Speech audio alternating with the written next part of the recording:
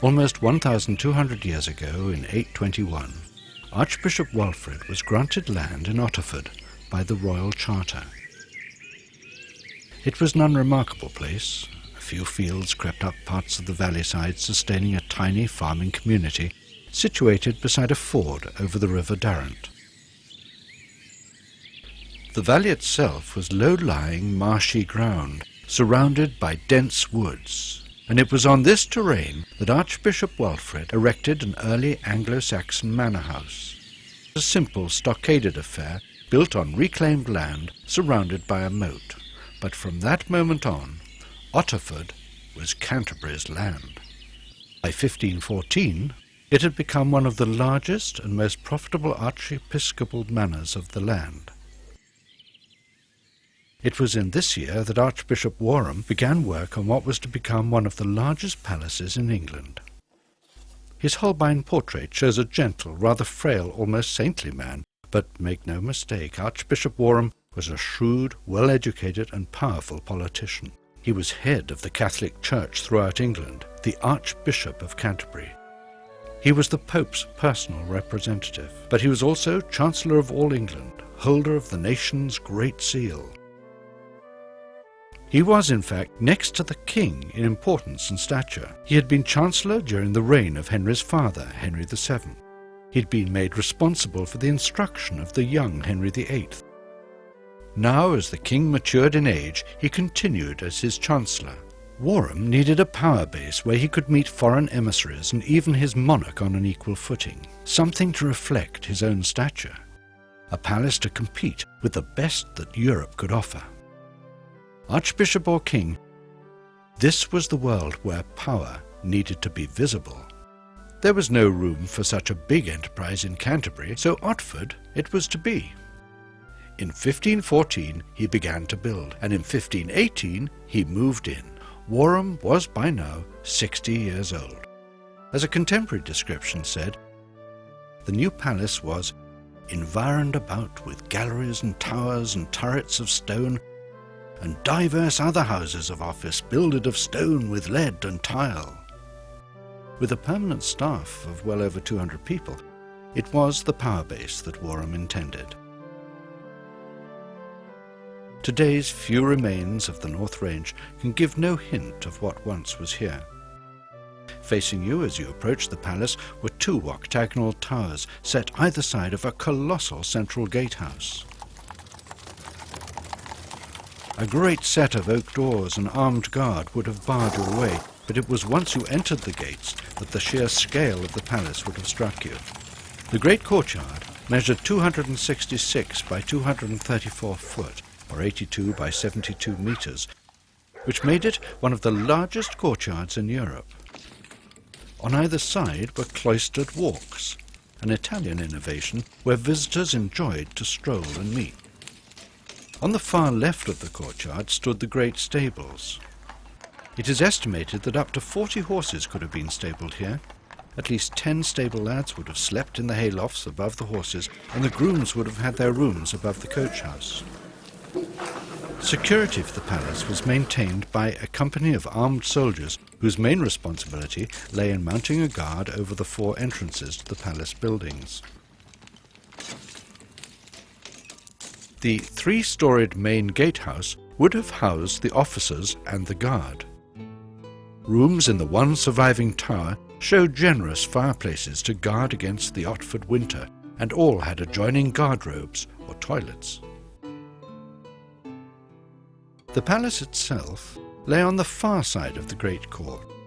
It was built mainly of Kentish ragstone, which had been quarried in Sevenoaks. Well edified and builded of free stone, with a large outer cast of bay windows after an uniform plan, is how a contemporary described it.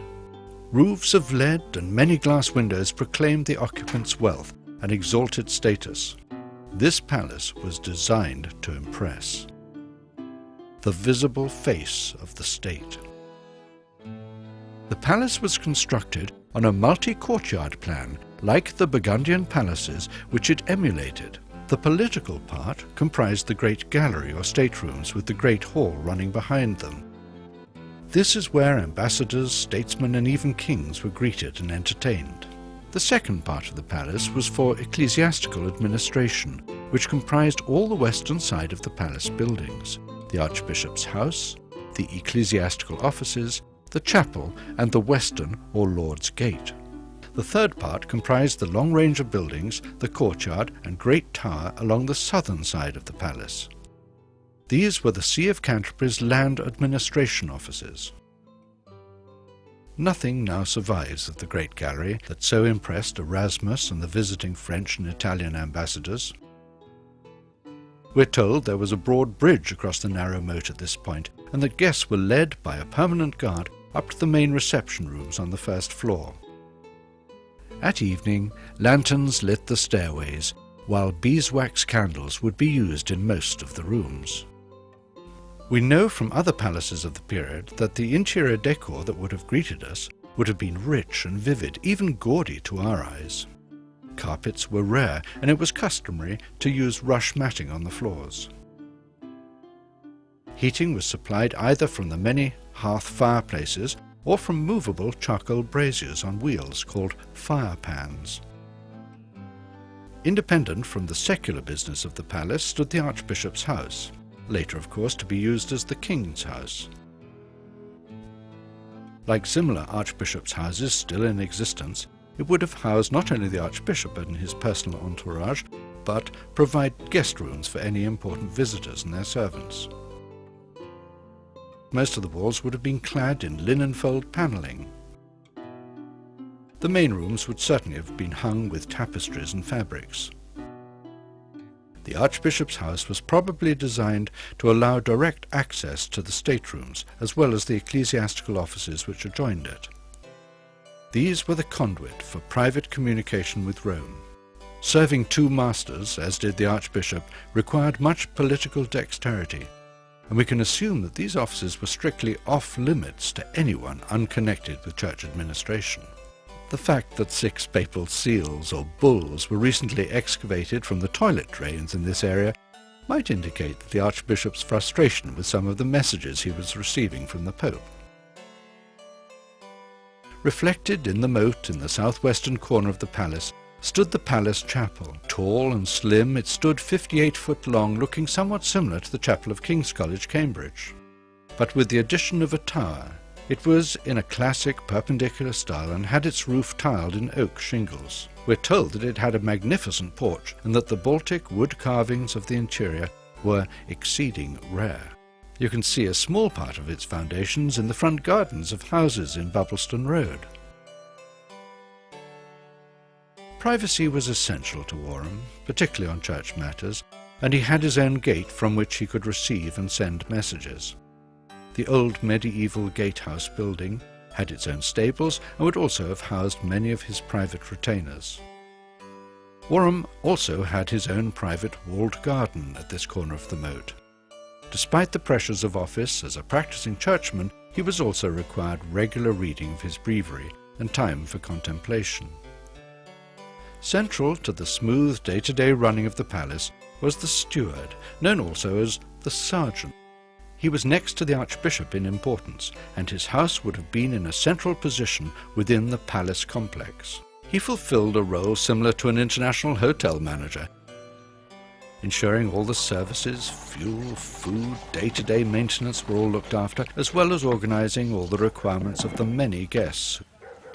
Banquets, hunting parties, tournaments, they would all fall under his responsibility. The old southern gatehouse, Thomas's Gate, provided the main public entrance to the palace. All those with business with the steward or the land offices would come this way. The staff manning the land or estate offices would have comprised mainly of literate and experienced management people.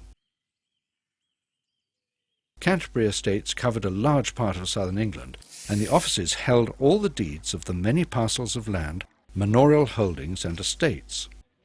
It was here that tenants would not only come to swear fealty to their lord, the Archbishop, but to settle any disputes they might have with their neighbours.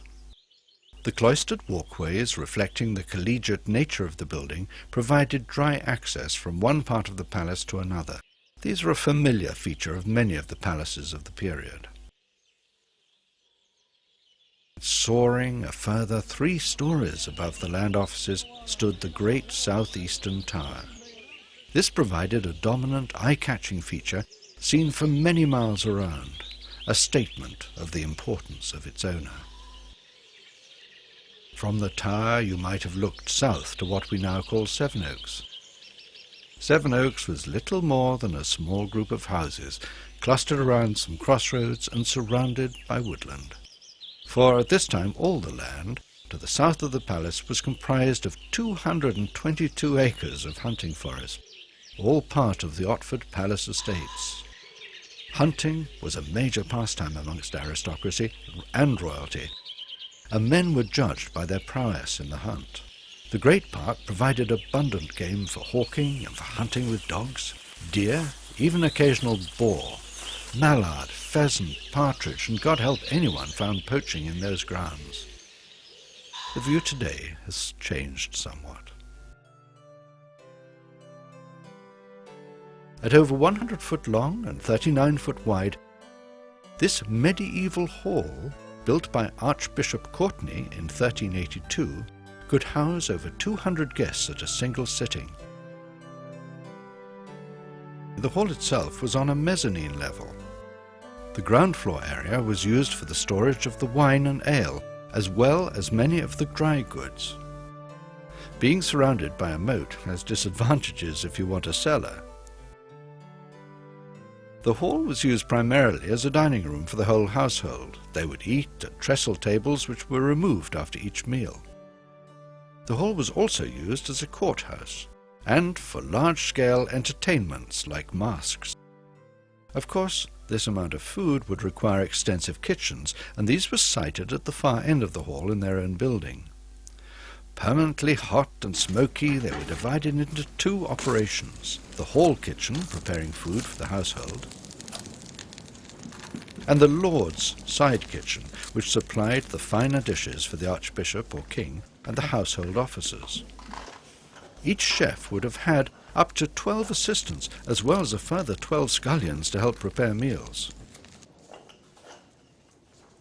Across the yard from the kitchens were the food administration centres. The bakehouse passed loaves on to the pantry, where they were stored in great wooden chests called arks. Next door was the buttery, or bouteillerie as it was called, where the wine, drawn off from the barrels beneath the hall, was carried in jugs for consumption at tables. In those days, fresh water was thought unsafe to drink, so most people drank ale or beer.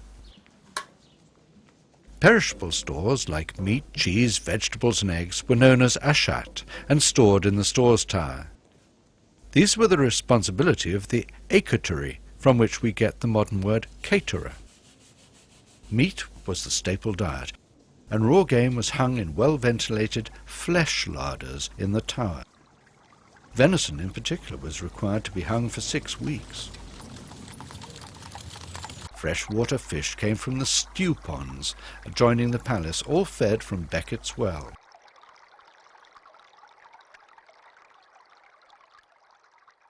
The east gate, known as Christopher's Gate, provided the main service access to the palace. All the kitchen stores passed this way from the outlying farms, and just beyond the gate stood the 2 great tithe barns. 1/10 of all local farming produce was donated annually to the church and stored here. Beyond the palace kennels and farriers stood the palace woodyard, and a permanent staff were needed to cut and supply the fuel to feed the palace's 85 fireplaces. Behind the woodyard stood the palace kitchen garden, or cook garden as it was known then. It would have supplied all the herbs needed for the cooking, as well as many of the staple vegetables. A small almshouse stood at the corner of the cook garden, providing support for the poor and the ill of the village. On the opposite side of the palace stood a range of guest houses. 9 houses provided apartments for 37 guests and their servants. Each suite of rooms had its private access from the privy gallery, which formed part of the Great Courtyard cloisters. All rooms looked out upon the geometrical layout of the famous Palace Knot Garden. This type of garden was highly regarded by Tudor aristocracy. It's said that when Wolsey built his garden at Hampton Court, he copied the Otford layout exactly.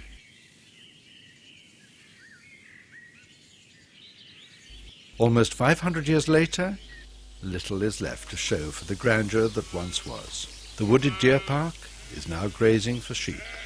The great central gatehouse through which Henry VIII and Catherine of Aragon would have ridden is barely a memory. But now you know the real story. Just remember, when you next hurry past our solitary tower in its lonely field, that once upon a time, a great palace stood here. A palace that rivaled any in Europe. The Palace of Otford in Kent.